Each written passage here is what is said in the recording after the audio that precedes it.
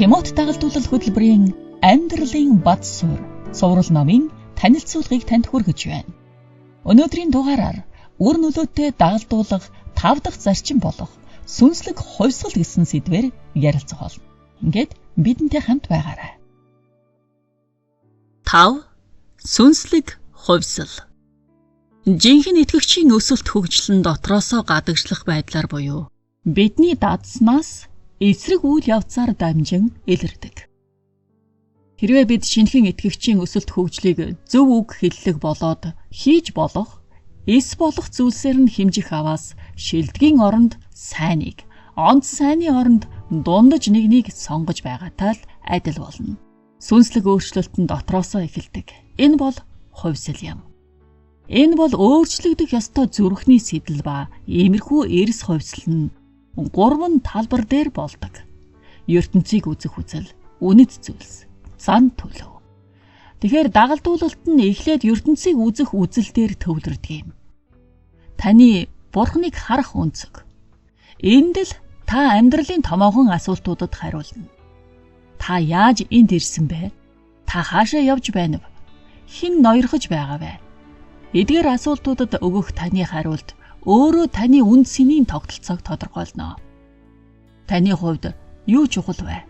Та юуны төлөө амиа зориулах вэ? Гэх мэт. Таны зан төлөв бол таны ертөнцийг үзэх үзэл болон үнэт зүйлсийн тусгал юм аа.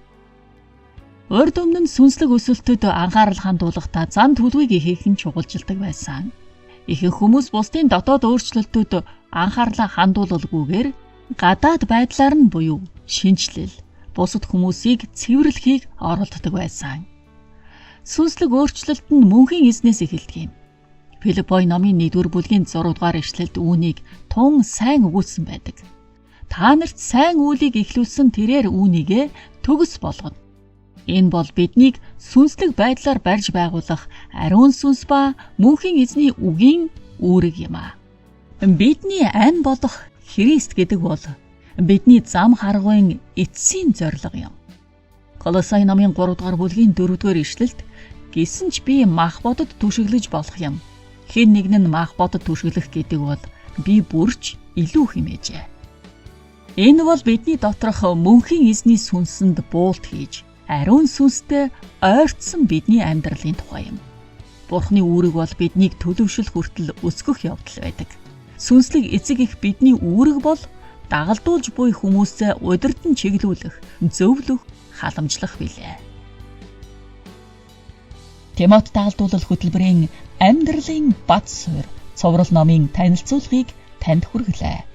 Өнөөдрийнхөө дугаараар сүнслэг хувьсгал гэсэн сэдвээр ярилцлаа.